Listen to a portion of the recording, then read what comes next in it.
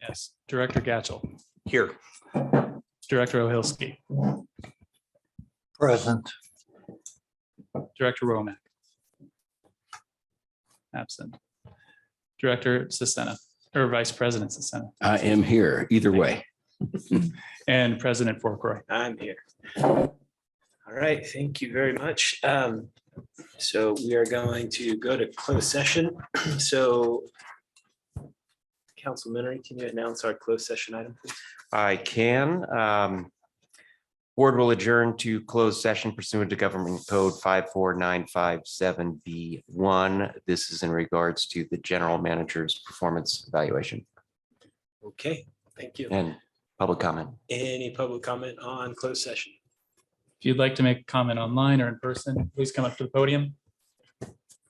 No one's online right now. Richard Margetson.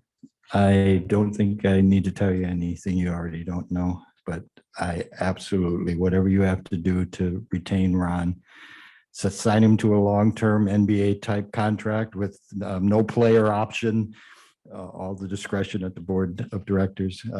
Anyway, Ron's been such a refreshing difference from what we've had in the past. He and I haven't always agreed on everything, but he will sit there and he will talk to you. He's open to meeting with anybody from the public. That wasn't the case in this district for many, many years. Those who were in the opposition had no voice of talking to anybody on the board most of the time. General manager wouldn't meet with them, during sewer wars and fire tax and all that stuff. Refreshing. Wish he had been here 23 years ago. But we got him now. I hope he stays as long as he's comfortable. I've worked on 4 rate studies with him with Rob Miller. It's been a pleasure. That's another thing just to keep in mind. If there's a cost of living increase or whatever, and you're worried about the budget type things,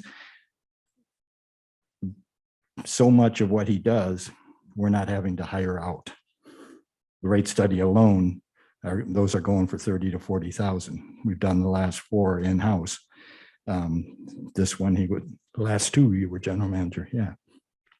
Savings all over the place. The grant he just got. I'm repeating what you guys already know. I've never come and made a recommendation about a general manager before, but I felt I needed to this time. Whatever you have to do to make him happy and keep him. Thank you. Thanks, Richard.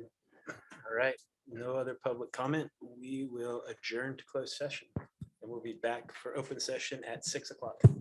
Will it be at 6? You think, I do. Oh, Yeah. it should be, yeah. I see coming. Open session. You want to wait for him? Oh, he did. I missed Troy. We'll wait a second. I heard it flush. Not trying to intimidate you. No, I don't care.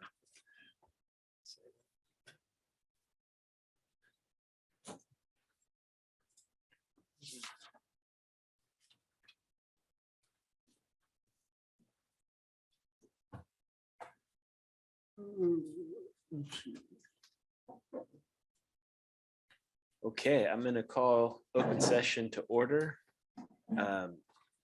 Council Minnery, can you give us a report out of closed session, please? The report out of closed session is no reportable action. Excellent. And we are moving on to agenda item 7, which is a public hearing. So I'm going to open the public hearing to adopt resolution submitting the following fiscal year 2022-2023 assessments and special tax rolls to San Luis Obispo County for collection. A, Bay Ridge Estates annual service charge. B, Vista de Oro annual service charge. C, drainage special tax. D, fire protection and prevention services special tax. E, wastewater district number 1 assessments. F, district past due water accounts delinquent water charges. With that, I'm going to bring it, or do we have a little? I have a very short presentation? presentation for Okay. this. This is something we do annually every year. so we can levy the assessments to collect our revenue that sustain our programs. As you said, this is for the Bay Ridge Estate annual service charges, Vista de Oro service charges, the drainage special tax, fire protection and prevention special tax, and the wastewater assessment. And then we have one property that falls under the delinquent water charges that we've also asked you to adopt a resolution for. As you can see, the property taxes have gone down for Bay Ridge Estates and Vista de Oro. This is a reflection of, excuse me, the reduced services we provide those areas, and mainly that they're lighting districts at this time. Everything else stays relatively the same. So with that, I think that's, I just wanted to point out that for that one property that we're, for delinquent water charges, it is in our Title II that we have the ability to lien the property for those charges. And with that, turn it back over to the board. Okay, thanks, Ron. Anybody on the board have any comments, questions? Any discussion? Okay, seeing none, I'm going to open public comment. If you'd like to make a comment online, please raise your hand, and in person, come up to the podium. We have no public comment. Okay, seeing no public comment, I'll bring this back to the board to see if we have a motion.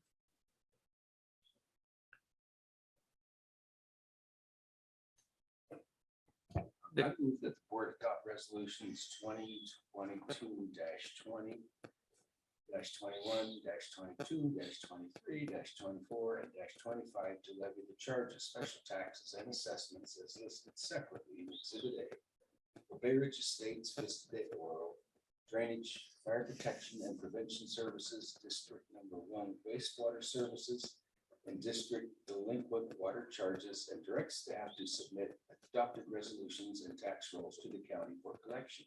We do want to keep the doors open. I second that motion.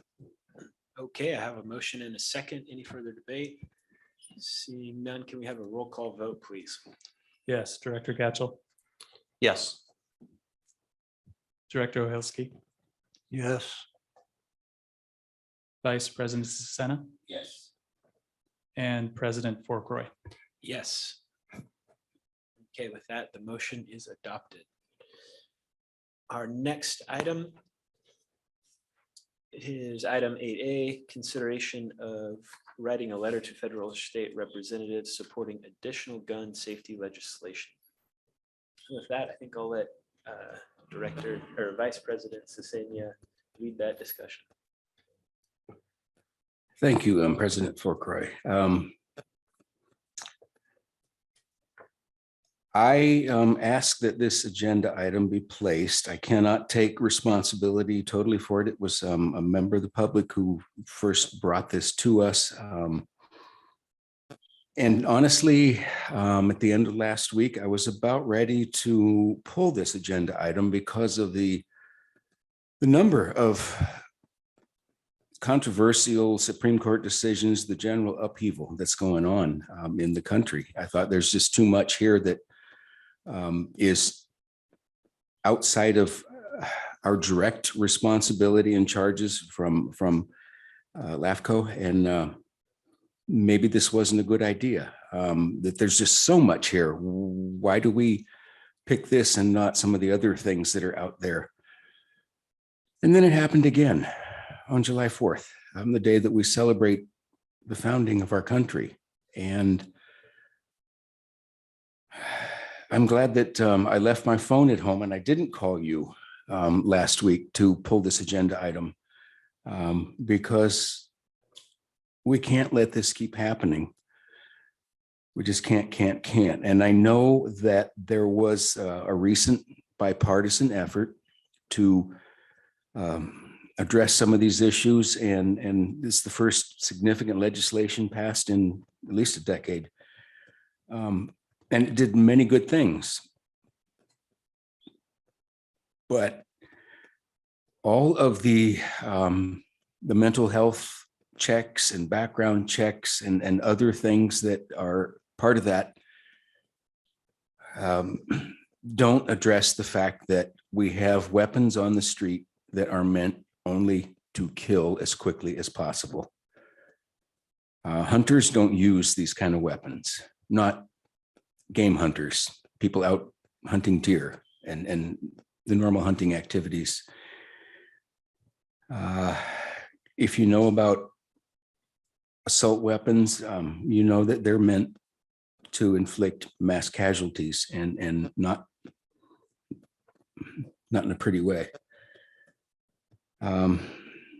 So I think that we need to move further. And one of the things we need to talk about is who, if we decide to do something, who do we address this to? Who do we think we can make an impact with? And I want to make it very clear that I'm not wanting to make social issues a normal part of our board actions. I don't even want to get too deep into this issue. I don't want to talk about concealed carry. I don't want to talk about any of those things.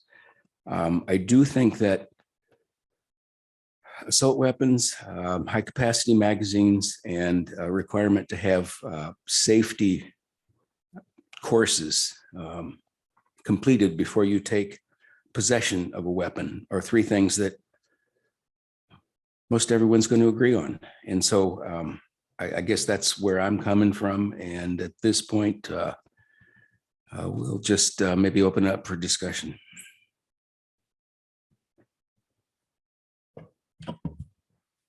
For me, one of the things that I wanted to add to this conversation, I was happy to see in the recent federal legislation, significant funding for mental health. To me, we have a huge issue with young men being of the frame of mind where they can go commit these actions, and they're using this tool that's meant to do that. But I think what's most alarming to me is that's what we have. That's what we're producing as a society. And I see that as something that, kids start at school. And so I would hope that some of that funding can go towards schools and towards mental health at schools. And I think a large part of this, we need to start discussing as a society about media and what young people are viewing and seeing and the alternate digital worlds that they're living in. So I don't want to detract from what you started with, Chuck, but I think that's a huge part of this puzzle that's not being talked about enough. I know for me, I have a wife that's a school teacher down the street, and obviously that's something we've been talking about a lot lately because it obviously can happen anywhere, and we don't want that to happen here. So I see it as start at the source. Also, spend money starting at the source and helping young people with their mental health and with the things that they're viewing that are contributing to this normalcy, this violent normalcy. So that's my 2 cents on it.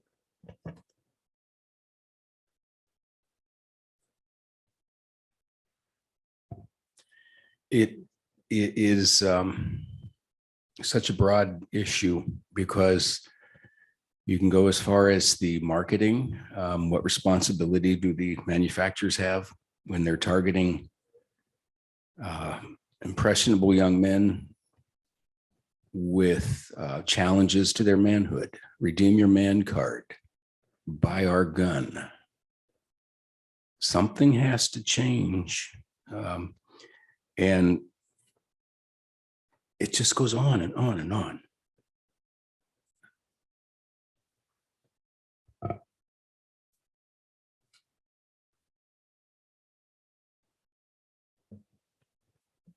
Okay, so is this something that we want to write a letter, that you're proposing we write a letter to somebody, or do we just want to have this discussion on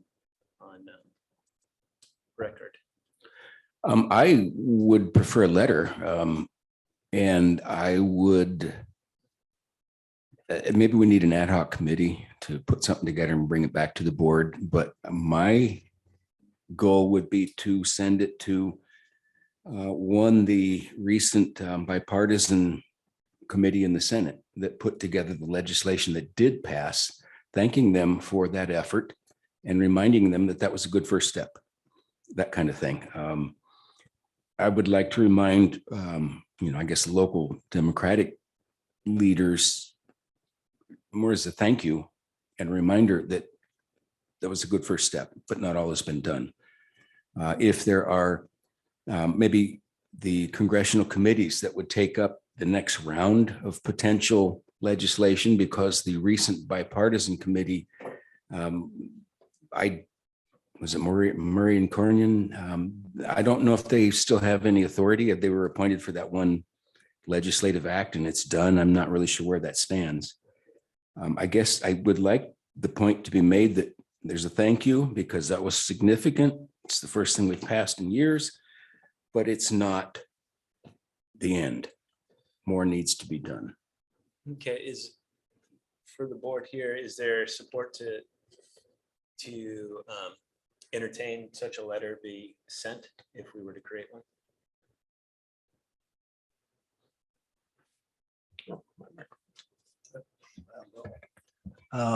My position is pretty clear from my past statements, I think, that and being a former member of, or not a formal, being a formal member of LAFCO, I think we would be talking outside of our jurisdiction. So I disagree with this.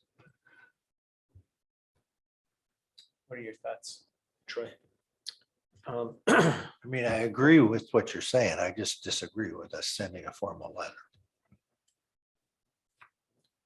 So I'd say, as an Army veteran that's been around guns for a lot and grew up with guns, safety was taught to us.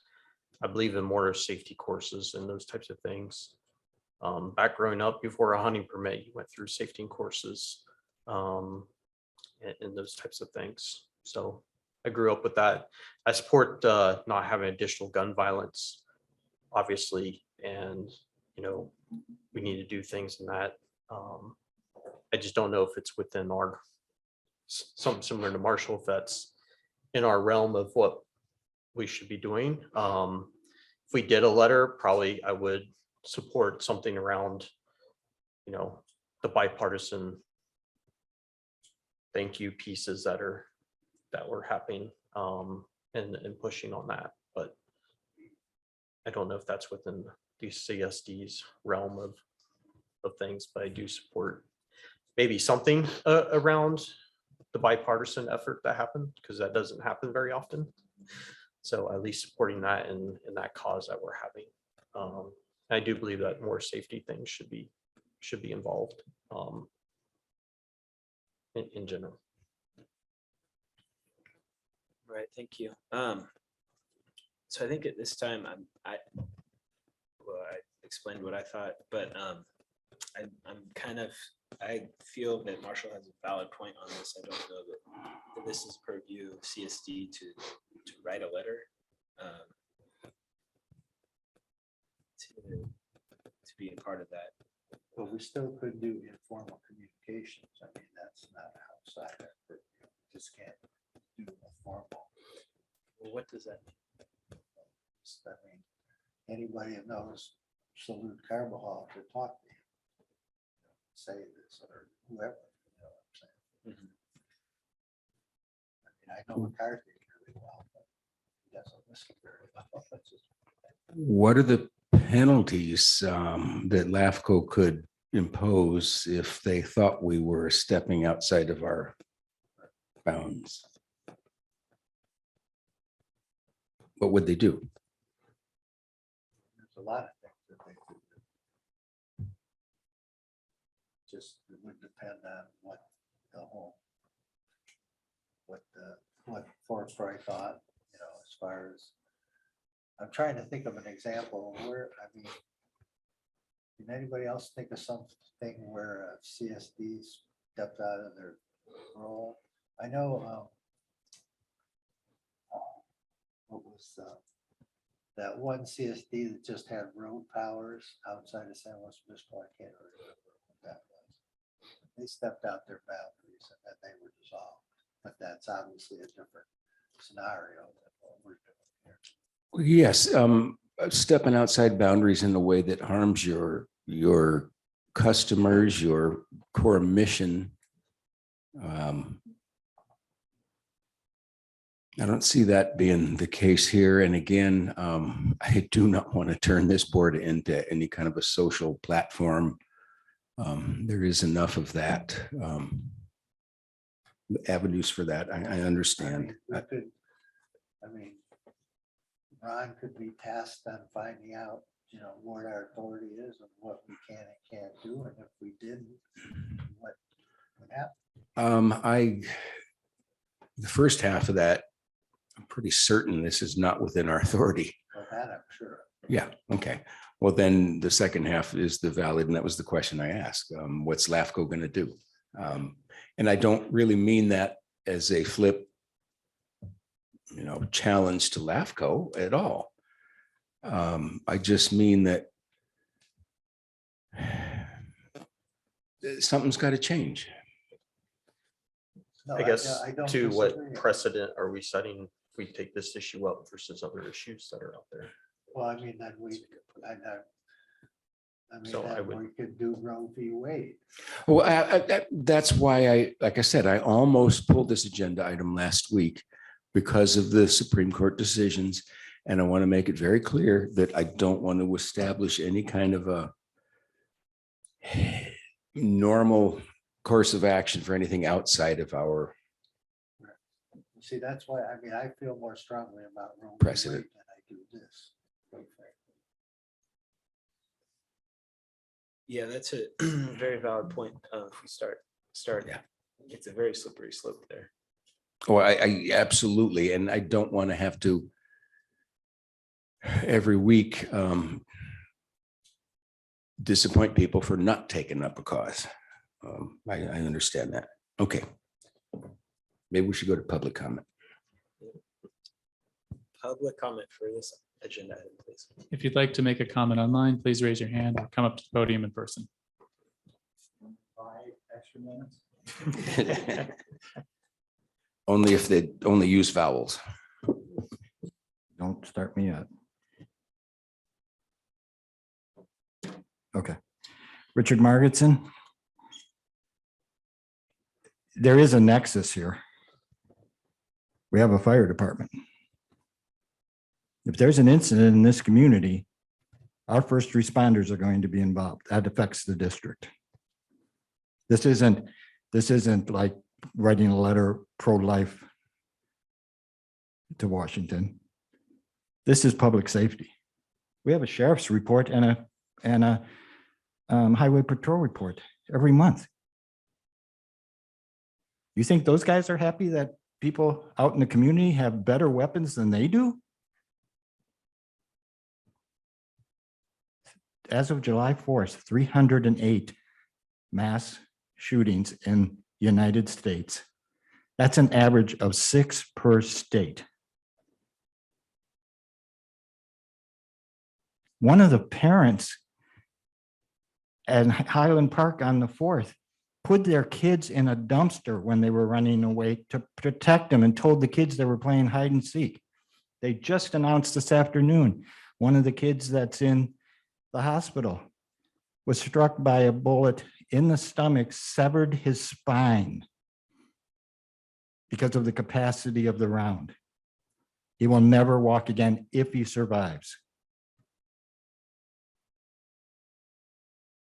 I know we don't want to go into social issues, but this is important for everyone. You think it can't happen here? I know people in Highland Park. I know people in Lake Forest, and I have a really good friend that lives in Madison, Wisconsin, where this guy was headed. It can happen. It can happen right here. It can happen in Morro Bay. It could happen in Paso. All I'm asking is send a letter supporting more advancement on this issue. Thank them for what they did. I think it's a baby step. It's harder to get a license to drive a car. You have to go through classes, training, testing. You don't have to do that to get a gun. There's no mandatory requirement for that. Send it to all. And if you decide to do this and you send it to the offices in Washington. Don't send it to any of the senators' local offices, their staff, that'll get buried. Need to be more safe, safety classes. But these weapons were never should have been on the streets. They should never be on the streets. Excuse me. Thank you, Richard. All right, bringing this back to our board.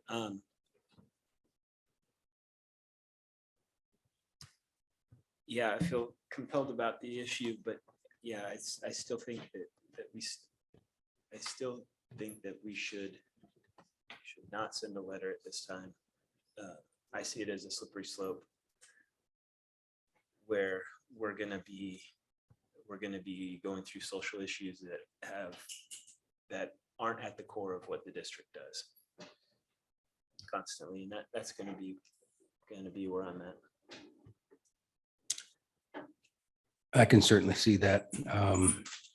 And I appreciate the discussion. I would like to encourage everyone to get involved, as Marshall mentioned, on a personal level. Something's got to change. Yeah, I'm gonna echo that fact that we're having this discussion. It's sad. So, Yeah, I mean, I think we're all on board with the fact that something needs to change. I mean, obviously, I was reading that article in the New York Times over the weekend about how they do this little thing that you can add to a revolver that makes it be able to shoot off 20 rounds, just like a automated weapon. So that's wrong, in my opinion. okay, well, thank you for the discussion. I'm going to move us on to agenda item 8B, our water shortage contingency plan review. Thank you very much. Yeah, it's kind of hard to follow that discussion. Yeah, But this is a very important subject as well. Yes. It's looking at what I wanted to present to you tonight is a bit of an overview of our water supply, how much we produce, per capita use, and then take a look at the water shortage contingency plan, and then ultimately make a few decisions based on a recommendation by the Utility Advisory Committee. So a quick background. In 2014, the water shortage plan was significantly revised to what we see today. And I'll get into how the board got into stage 3, how we declared a stage 3 drought conditions in just a minute. But we are in stage 3 since 2015. We remain there. And there are prohibitions and penalties, which we'll talk about here in just a moment, but we haven't really fully implemented or enforced those, and we'll discuss those in just a moment. Also wanted to bring to your attention, of course, I think everyone knows that the governor issued an executive order that required all urban water suppliers to implement stage 2 of their water shortage contingency plans. We are not considered an urban water supplier because we have under 3,000 connections, and we do not serve more than 3,000 acre feet of water. But that said, SB 552 is going to require all smaller water agencies to have a water shortage plan. So we're ahead of the game there. Everything that's on the list in SB 552, we're pretty much already doing. But that is another thing that now with the drought requirements are trickling down to smaller water agencies. Getting a little bit into the water production side, we've been keeping records for the CSD. We have records going back to 1998, but there are other in the basin plan records that show our water use through the 80s and 90s, where we peaked in our district at 1,260 acre feet. And as you can see there in 2021, we were down to 502. So you can see the drastic decrease in water use since the late 80s and early 1990s. This is what it looks like in graph form. I know on the left there, it's kind of small on the screen to see all those numbers, but it does give you a feel for how water use was in the past and where we've been heading in the future. We've been bouncing around that 500 plus acre feet for quite a few years now. Next, I want to talk about per capita water use. And just for a definition, it can be defined as a metric for representing the individual share of a community's average daily residential water needs in gallons per person per day. And again, going back through our records, we didn't start tracking per capita water use until 2013.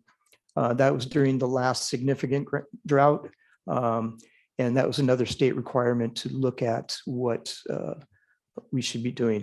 I drew that red line on this one to show in our stage 3, we are asking the community to be down at 50 gallons per person per day. So you can still see we're bouncing around just over 60. So there is some room that we can squeeze a little more conservation out of our customers when needed. And finally, I wanted to look at outdoor water use. It's something that really hadn't been looked at that I could see in our water use records. So basically, I did a fairly simple analysis where I looked back to 2018, because if you look at our water use pre-2018, it really doesn't reflect where we are today. So that's where I kind of drew the line. And then I took the lowest water using month or production during that test period, which was February 2019. It was like a little over 10 million gallons.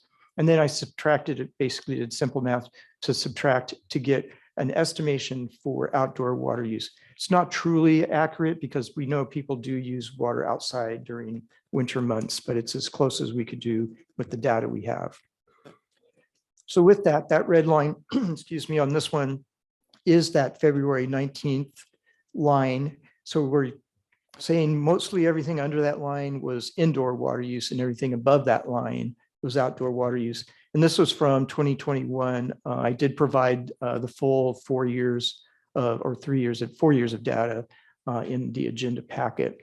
And all the curves, we call this the classic bell curve, are very similar, where you see that peak use in June, July, August period, and then it tails off into the fall. Typically is low in the winter, but we've been having very warm Januaries. And so you can see it's a little abnormal that for a January, if you look back in historically, to have that much water use.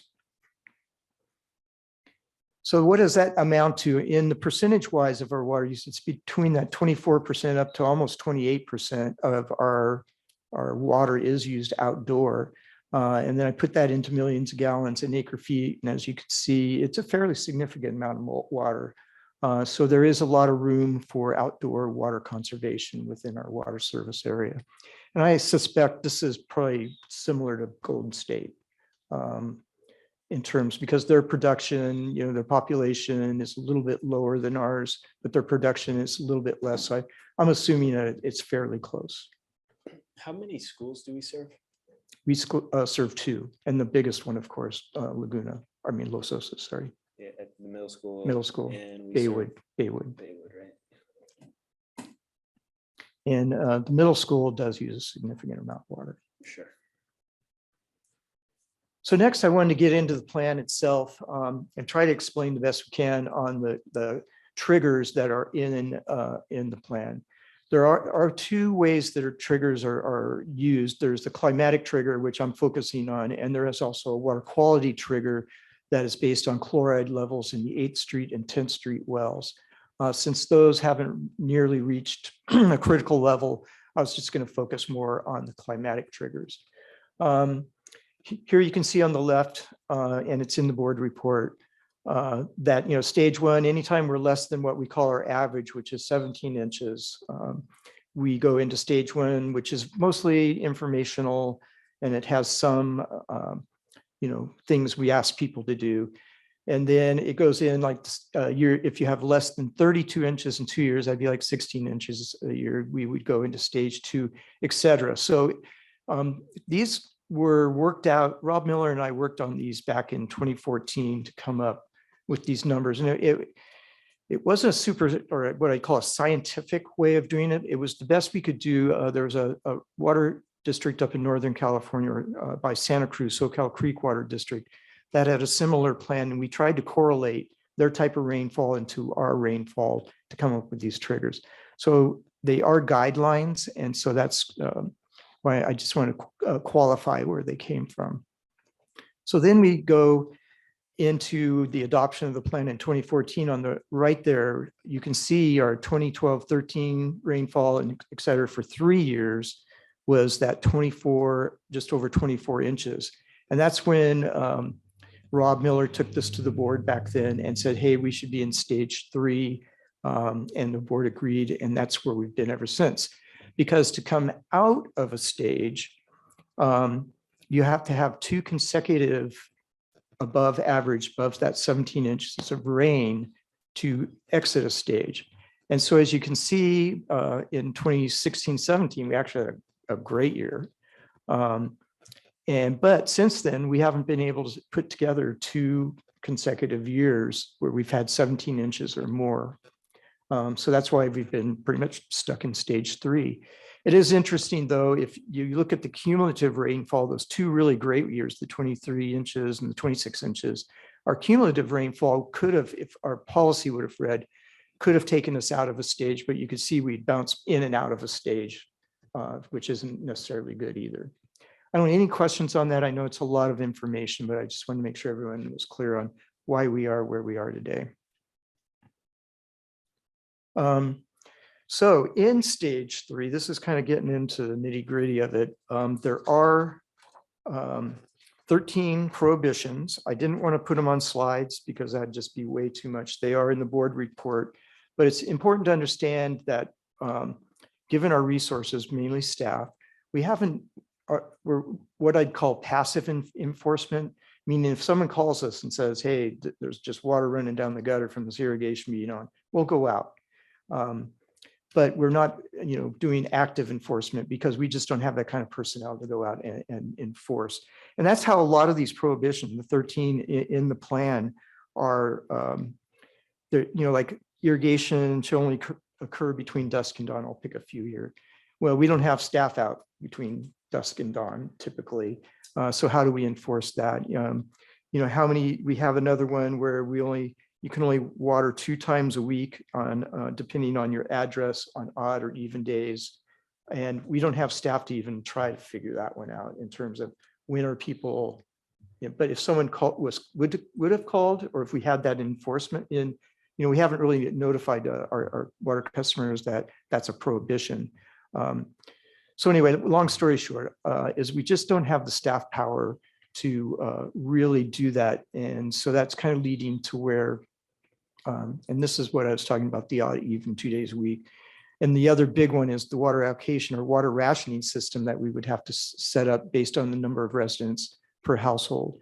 Those are 2 of the key prohibitions or measures that we would have a hard time enforcing.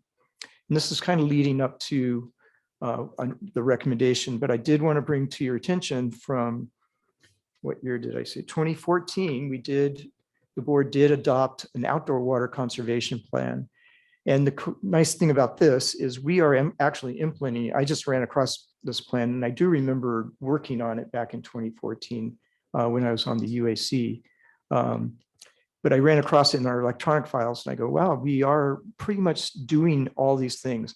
We're not doing irrigation or landscape workshops, but we do target letters out to the top 100 water users. We have a seasonal irrigation message. We analyze and track per capita water use.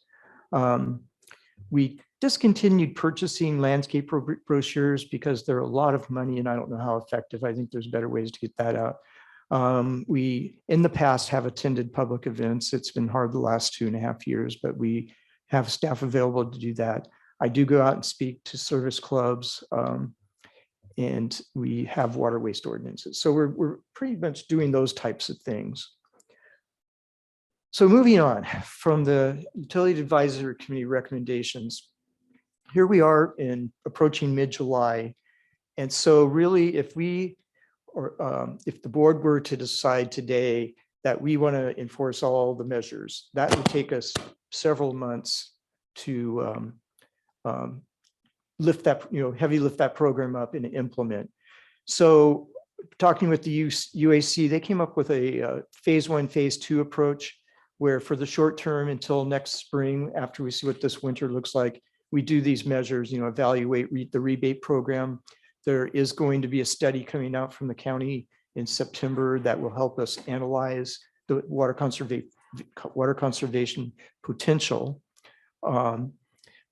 We can increase our messaging and continue to implement the outdoor plan as we just discussed, and encourage compliance. I think we could start messaging, hey, cut your water use down to 2 days a week, and continue the passive enforcement we're doing on all the measures. And then phase 2, is to direct staff us to evaluate, provide cost estimations to implement all the prohibitions, including the water allocation measures for implementation, perhaps in April 2023. And this would give us the time to really look into how much this is going to cost, how much is it going to impact our revenues from decreased water sales, and what would be the benefit to the community water supply wise. So with that, that's the motion is basically one that was presented by the Utility Advisory Committee and supported by staff, and I can answer any questions. Thanks, Ron. I think I'll just go dive in.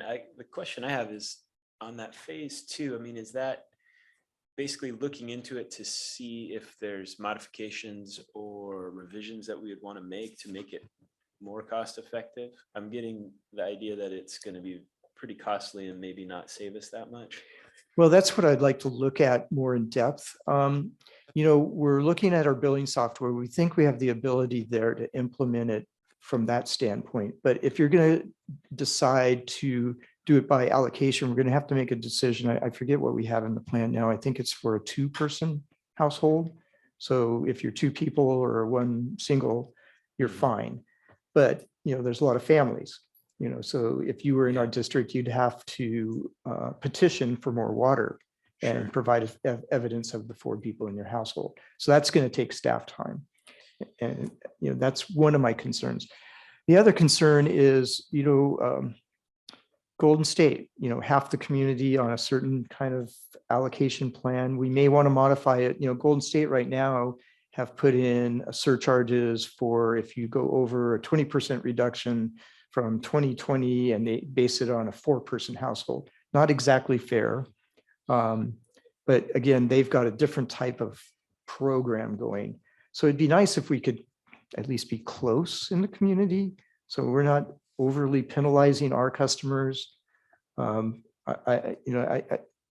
gut feeling is we would never get Golden State to change theirs because they're statewide. All their systems are doing the same thing. So, and I think it's just something we can discuss in a more with cost numbers, where we're at water supplies wise.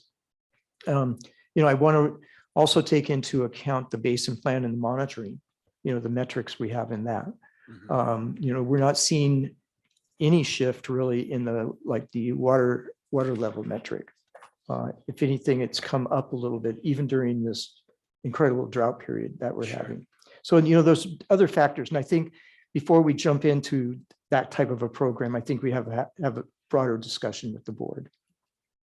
Yeah. Okay. So basically this is just acknowledging that we're not implementing all of our prohibitions at this time, but we have a plan to get to the point where we understand everything and we can make better choices Next year. Okay. Yeah. Ron, I have a couple of questions and I think comments, but one of the things that you said, I think is very, very cogent to this discussion. And if we do the short term right now, I think it's a major factor, which is, for example, if everybody's doing their drip irrigation every 3rd day, and I'm just being arbitrary here, over a month, they would water 10 times. But if they're doing it 2 times a week, it's basically 8 times. But I think in their mindset, they would feel they need to make that up and increase their watering time on the 2 days. So based on your saying that and just my own thought process, which is my irrigation is every 3rd day, I can understand how a lot of people would think that. So It's a great comment, Marshall, because, studies have shown that this type of program can cause increased water use Right. because people do exactly what you're saying. Oh, I've got 2 days, I better pour it on, So that's a concern I have over adopting the short term. And, I like the every 3rd day much better than I do the 2 days a week. Mhm. But I just see that as happening. Then in the long term for the phase 2, and this is something we've talked about since day one and the Basin Management Committee's talked about. Once you find out how many people are occupying the building, if you go to 50, per person, there's a difference between having, and I'm just picking something here, 2 adults and 2 babies, or 2 adults and 2 teenagers, and 4 senior citizens, so that just seems to be kind of biased, in my opinion, to have a hard number for that. So it just seems to me, and I don't know how you account for that. That's the problematic thing. So that was my second question. Is there a way, and I know it would take a lot of staff time, but is there a way to, rather than just having arbitrary numbers associated with the 50 that some will benefit from and some will be hurt by, is there some way to make it, more user grouped? I don't know how else to put it, but that's just my concern of that. And I know you know what I'm talking about here. Yeah, I'd like to respond to that because, it's a valid question. In my experience, after running a water rationing program back in the late 80s, early 90s in San Luis Obispo, there is no fair program. You just have to do the best you can. There is no way to really create that fair program. We must have adjusted in the 4 years that program ran. We must have adjusted it 3 times, trying to get to that equity issue, and someone's going to be unhappy. We're not dealt with fairly, but you can try. So, okay, so, it's something that's possible to try, but there's no alternative where that stuff is implementable. Right. Okay, thank you for the answer to that question, because that was the second question that was just popped in my mind, because it just seems for people that have, little kids and people that have 4 seniors, there's a big difference in difference, right. water. Yeah, okay, thank you. And some people living in an apartment or a condominium, it's a lot different than people living on a single family lot. So there's a lot of, Typically, they get a lower allocation. yeah, there's a lot of variables. Yeah. Maybe just dealing with, and that now that I just said that, maybe that's a way to look at it, is condos and apartments, and multiplexes are looked at differently than people on single family lots. And I think that might be worth looking into, Ron. Yes. I just talked myself into something. So. Well, when you said there was no way to, that may be the way, is just look at number of residents in combination with, the lot size and try to make it equitable. So those are my 2 questions, but thank you. I appreciate it. Thanks, Marshall. It's getting darker and I'm getting harder time to see in here, but I had cataract surgery. That's why I'm wearing the glasses. You're looking good, Marshall. Thank you. Okay, does anybody else on the board have any questions, comments?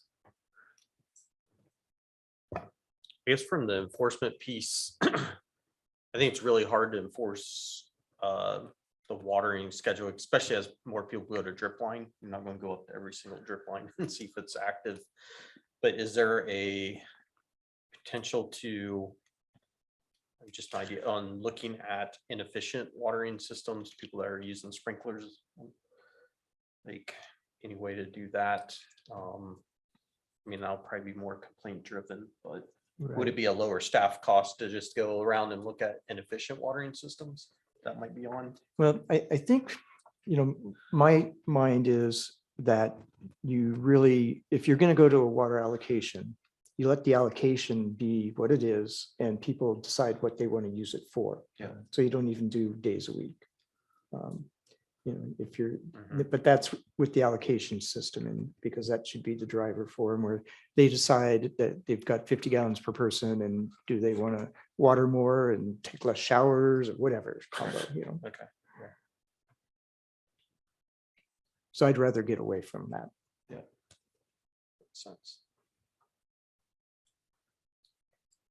But I think that's part of what I would want to see in the phase two is, you know, cost estimations, including customer recommendations, staff recommendations for improvements. I mean, as you're going through that, you're going to see the costs for some things are really high for no gain. So I think Sure. I would want to see a list of recommended modifications or improvements to that plan. Sure. Well, I 'Cause- think even the short discussion that we've had tonight has come up with some valid points. So I Right. think. Exactly. give And you got to us- remember, these were developed in 2014, which doesn't Right. seem that long ago, but a lot of things have changed. I mean, we may want to have a study session rather than a formal meeting. Right. To sit down and talk about this, because that has been productive on other items. Okay. Okay, I'm going to open this for public comment, please. If you'd like to make a comment online, please raise your hand. There's no comment. Okay, back to us. It's a good point, Marshall, about a study session at some point. Do we have a motion? Does anybody feel moved to make a motion about this? Well, I wouldn't make that motion, no. And, I'm all in favor of doing the first phase with something looking at the modification of the watering days to go into every third day or something that, it seems like to me that that's just cuts down on people's abuse of the water. And then the second one, that's the first, and then is there more to this motion or? Well, my intention with this is that this becomes a regular topic at our board meetings, whether there's a lot to say or little. I think it's important we keep water on the radar right now. Well, see, I don't want to adopt a two-phase approach at this point because I'm not in favor of doing the second phase at this point.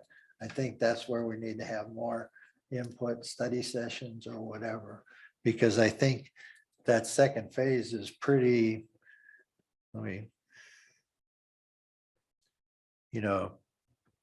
But the second phase is really directing us staff to go and research and do more and come back with a recommendation. well, then basically. the way phase two reads now, it says full implementation of stage 3 measures.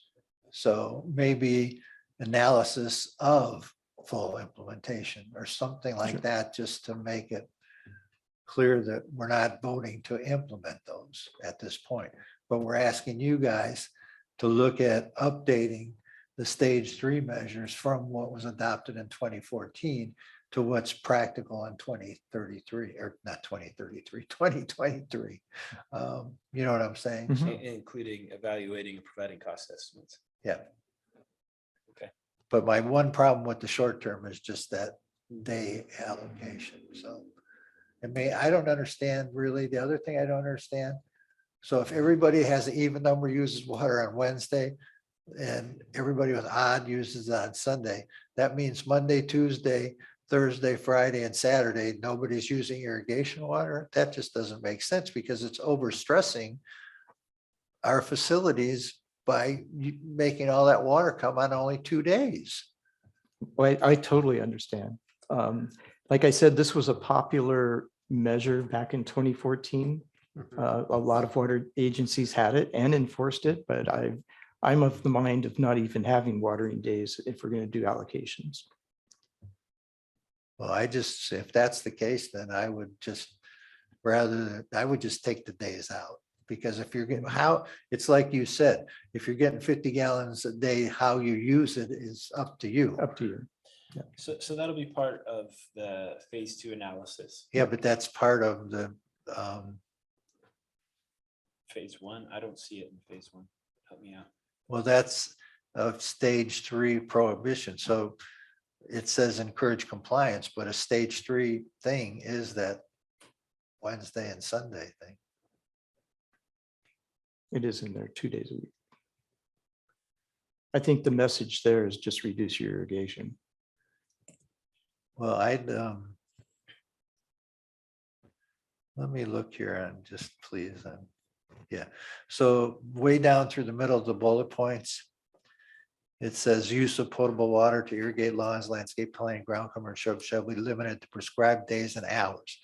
And irrigation shall only occur between dusk and dawn. That part I'm fine with. And shall only occur on Wednesday and Sundays for even number of dresses and Tuesday and Saturdays for odd number of dresses. You know, again, there's 3 days, even if you go with that, there's 3 days that we're not you do. I think we should just delete. I'm fine with this whole thing if we delete and shall only occur on Wednesday, blah, blah, blah, blah, blah, you know, for odd number addresses. I just, Can't let's delete that without changing We, Right. the water shortage. exactly, and we'd have to do that because this is in our Title II. Okay, We'd have to make an ordinance change, which So is, but that's why if the direction is continue passive enforcement, we. but I will- mean, if we have something in and we're Mhm. doing passive enforcement, I mean, I don't like that idea. Either we do it and enforce it or we don't do it. These are some of the same comments that came from the UAC. You know, nobody likes the idea of telling you what days of the week you can water. It's more a matter of the allocation and be wise with when you do use the water, but we would have to change. You'd have to go back and change that plan and that's a different effort. Well, Yeah. we're making an analysis of that plan. Right, As part of here phase 2. Mhm. Yeah. with- And asking staff to bring back recommendations for changes. Right. So I think I don't mind phase 1. I mean, we could change that language to encourage compliance of continued water conservation. We could maybe change that language if that helps. And I like that, how you added the analysis of full implementation of stage 3 measures, including recommendations. I guess if we're going down that path where it says encourage compliance with stage 3 prohibitions. I mean, we're not policing it, we're encouraging it. That's right. And That's we're what's making- included here. We're making. Yeah, an no, that's what I'm analysis. saying. So, We're making an analysis to improve upon our measures. so for phase 2, full implementation of the stage 3 measures, that would be looked at that point as whether we want to be aggressive about that or change it or whatever. Is that what you're saying? Yeah, I think you mentioned adding the words analysis of. I think that was a good idea. Okay. But Well, yeah, I'll let you make the motion. Well, no, I would take the word full out and put analysis of the implementation. Or how, what did you do? I forget. for For phase 2, phase 2, you were talking, because we have evaluate and provide. So evaluate would be. no, we're talking about phase 2. So Yeah. instead of that's- full that's- implementation, we'd say evaluation of. Okay, And then as part of the activities, staff would bring a report to the board or reports to the board, and then the board will provide direction to staff. Yes. I'm fine with that. If somebody writes it down other than me. So I mean, I'm fine with doing, so Marshall, if we could just back up, because I understand what you're saying, because the motion is just talking about the 2 phases. And so Right. what we're trying to decide what the phases actually mean. I'm trying to right? say, yes, Yeah. we would do the short-term phase. And then instead of adopting the long-term phase, we would do an analysis of the long-term. In the way the motion currently reads is you're approving two phases, which are in the staff report, basically. Right. So if we want to alter what the phases say, the motion's fairly straightforward unless you want to be more specific. No, I'm fine with the first item, I would say approve phase one, the short term. Okay. You know, and then have all that other language in there. With the modification of phase two. Well, no, I'm just saying approve the first phase, not the second phase. Okay. And so I said, you see what I'm trying But to the say? second phase is only directing staff to evaluate and provide cost estimates. We're not talking about full implementation, But the even though title it says- does say that. The The title title says that. I guess is what So maybe we Your just problem change the is- title of phase two to evaluation. study full implementation. But of- why don't we just say evaluation of stage three measures? That sounds perfect. There you go. And so you're just talking about the title. Yeah, Okay, that works. So we could Okay. have that motion with Okay. a different title on phase two. yep. I knew we'd get there somehow. So That makes perfect sense. so make that motion if you would. Okay, I will. Do you want to make this motion as the chair of the UAC, Jeff? You want- I'm not sure exactly. So we have a suggestion from our council here that the motion approve staff recommendation is modified by the board direction. Okay, And that makes it easy for you. I'll make that motion. And I'll second it. It will all depend on what, how staff interprets the We have direction. A motion and a second. This isn't anything I need a roll call for, so I will ask for a vote. All those in favor? Aye. Aye. The motion passes unanimously. Yeah. Thank you very much. Was a great discussion, as painful as it seemed. Okay, our I next, was glad to hear what Chuck said about the same issues were raised. Oh, yeah, absolutely. No, nobody likes the idea of, we don't want to be the water police in terms of our budget. Right. And then just, it's not necessary if Right. you give people the target, the goal, and then they can decide how to get there. Right, that's what Ron said, Yeah. I'd like that, you get the 50 cents and you get to decide where you're gonna spend it. okay, our next item is public comments for items not on this agenda. If you'd like to make a comment online, please raise your hand. There's no comment.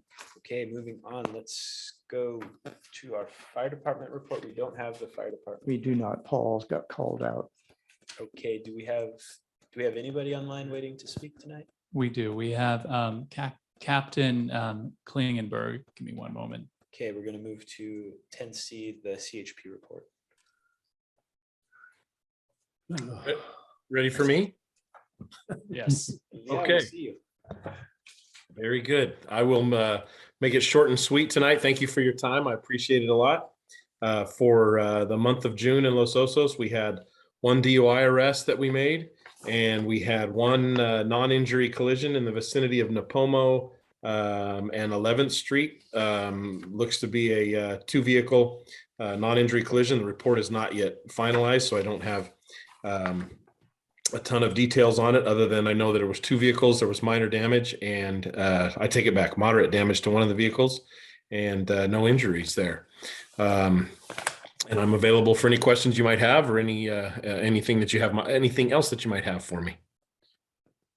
I did have a question about like safe routes to schools. Okay. I know we're obviously in summertime now, but do you guys ever work with the school districts at the beginning of the school year to emphasize that, or put on some sort of assemblies or anything associated Sure. with that? We don't do assemblies necessarily, but we do work with Safe Routes to Schools each and every year.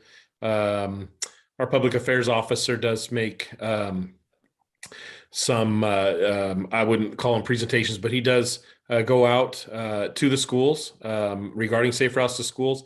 I make it and have made it a priority that certainly during the first part of the year that we send officers to the school district or to the various schools that we're responsible for and at least be visible. I have a couple of more tools in the form of motorcycles, motorcycle enforcement, and I'm going to be using those more extensively in the school zones and routes to schools for enforcement and public affairs types of activities as well.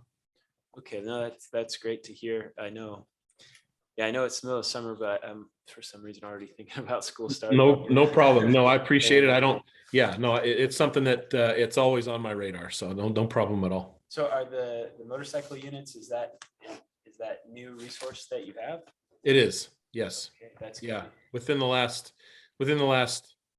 year, I would say we've gotten 2 motorcycles assigned to our office. Okay, excellent. All right, appreciate it. Thanks for being here. No problem. Thank you. And yeah, I appreciate your time and thank you for the service to the community. See you next time. Okay, sounds great. All right. Our next item here is going to just be the general manager's report. Yes, thank you. I just will backtrack a little bit for the utility department updates. I wish I could say the 8th Street Upper Well and 16th Street South Tank projects were done, but they're painfully close. We actually had the well running, the 8th Street Upper Well running, so we know it pumps water. We're waiting for the certification of the electronics or the electrical components. The Division of Drinking Water is coming out next week on the 11th to do an inspection, and we will be taking samples shortly thereafter, and it'll take 2 weeks for those to go, I think 2 weeks about to go through the whole lab work. So we're anticipating by the end of the month, we can have that up and running. Very close. 16th Street tank, similar. We've got the tank full of water. It's been chlorinated and we had to do a VOC lab test on it, and that takes about 2 weeks. So we have about another week to go on that. So both are extremely close. Program C, well, we have an agenda item tonight on the consent agenda to award a contract for the design of the pipeline phase. Drilling phase, they have yet to mobilize. We knew they were going to take their time because they had other projects going, but they're still in line to have it completed by November. So anyway, quick update there. I did want to do a quick update on our water resiliency efforts. Working with Rob Miller and Wallace Group, we are close to having a preliminary design for a pipeline intertie over to the Choro Valley area complete. We're hoping that we can bring that to the board in September to take a look at the cost estimates for that project. On the parallel track, I've been working with the city of Morro Bay, the county, and other state water subcontractors to find water to put in the pipe, but making some nice headway there as well. So there'll be an update on all of that coming up. I also wanted to say I had the opportunity to speak to the Morro Bay Chamber of Commerce Governmental Affairs Committee yesterday morning. And they are very interested. We talked a lot about water, and they're very interested in partnering more with the Los Osos community. Is very positive. Of course, that's a subgroup of the overall chamber, but they have an initiative going where they want to look outside of the city limits for partnerships. And of course, Los Osos being the biggest one, and then Cayucas to the north. So it was an interesting meeting. And then finally, I wanted to say the IWMA has selected a new executive director, Peter Cron. I've known Peter for a long, long time. He's an excellent choice for that position, and I'm very confident he is going to be able to help that organization get on the right track. I'm sorry, what organization? I didn't hear that. Integrated Waste Management Oh, Authority, IWMA. Okay. I'm sorry, I missed that part. That's all right. Any questions?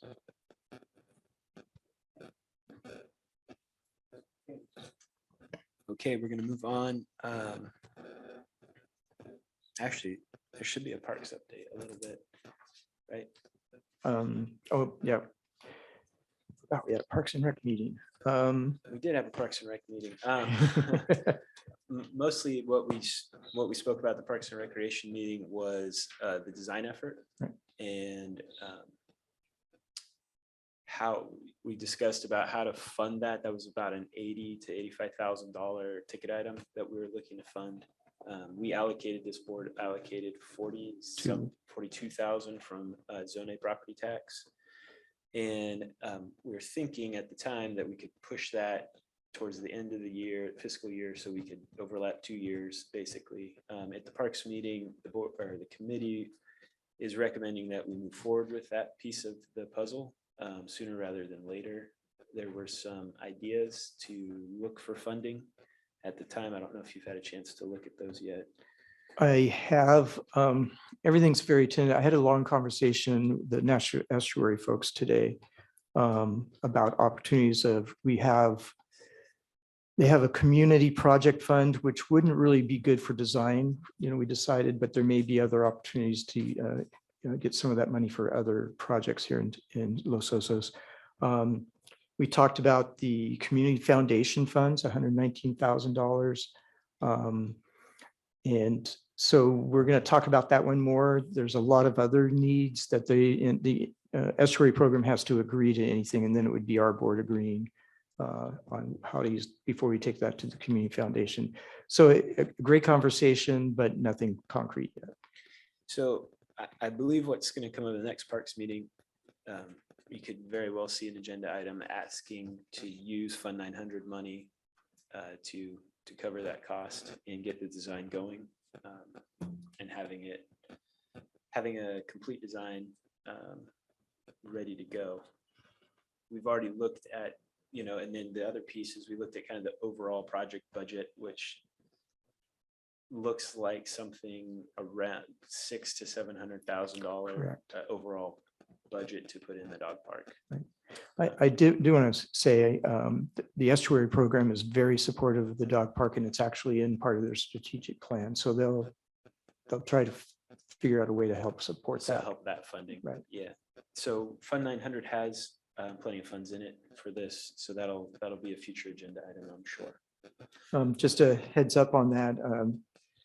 Had a conversation with Pandora Nash today. There's an effort by citizens to purchase the Cuesta Inlet. And that she was inquiring about the money that the district has for Parks and Rec. So that's going to be coming along as well. Okay, great. Move it to the UAC. We probably heard most of that conversation already tonight, but I'll let you fill in. Actually, we spent most of our time on the resiliency plan at the last meeting, and then you heard that our comments were pretty much in line with what you heard here tonight. I'm just concerned about some of the actions, the enforcement items that are difficult to implement. But that's what we talked about tonight. Okay, thank you. FAC, Marshall. Yeah, we had the FAC meeting a week and a half ago. Last Monday instead of this Monday because of the 4th of July interference. So we had a kind of abbreviated attendance.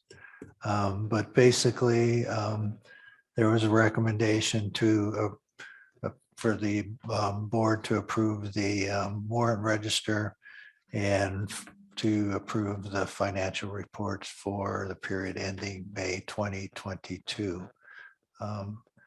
Very good discussions, I thought, and then Ron gave a good report that we discussed relative to financial impacts of various projects. That was it. Okay, thank you. Any directors' announcements, district community interests, or reports on attendance at public meetings, trainings, conferences?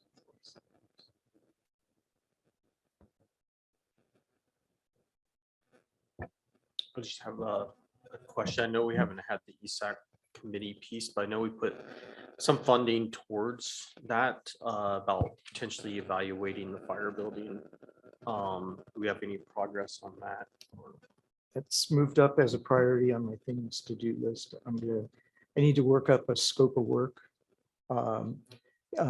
Rob Miller from Wallace Group suggested there are several engineering firms in SLO that could probably handle that work. So it would be a matter of getting a scope of work and then contacting them. But I plan on having that done here in the next few months, the evaluation. Okay, thank you. Okay. Thank you. I'm going to ask, does anybody have a consent agenda item to pull this evening? I see none, so I'm going to move to public comment for items on the administrative committee reports and the consent agenda. Like to make a comment online, please raise your hand. There's no comment. Okay, bringing that back to the board. Looking for a motion for consent agenda. Yeah, I'll go ahead and move that the board go ahead and receive and file the administrative committee reports and to approve the consent agenda. I'll second that. Okay, we have a motion, a second. Have a resolution. So can I have a roll call vote, please? Yes. Director Gatchell, Yes. Director Ohilsky, Yes, Vice President Sesenia, Yes. and President Forkroy. Yes. Okay, the motion is adopted. Okay, moving on, do we have any future agenda items? oh, I have something I want to say, but later, under closing board comments. Okay, closing board comments. Yeah, I'd just like to point out on the FAC, if you're interested in working with us on the financial future of the CSD, we do have 2 vacancies on the committee. So we're looking for applicants for those 2 vacancies. And you can just contact the LOCSD offices here and they'll send you the information. You can either do it by telephone, by email, or walking in the door. But we would like to get some more participation out of our community. So we are looking for additional applicants or members of our committee. So It's a great committee. Okay, thank you. I have one closing board comment. we have great reports too. I want to give staff a pat on the back. I just wanted to take a minute to remember a former board member that passed recently, Lou Tornatsky. You might have figured it out. I wore a special Lou shirt today. But he passed very recently here. And to me, he's a huge part of why I'm here. He helped energize me and helped me walk every street of Los Osos back in 2018.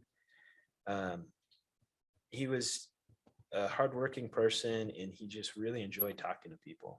And that's something I always take away from him, from my experience with him and his love of telling stories, his eagerness to get something done. He just wanted to get something done constantly. So I really appreciate you, Lou. Gonna miss you. And that's my comment. All right. Meeting adjourned. Thank you, everyone.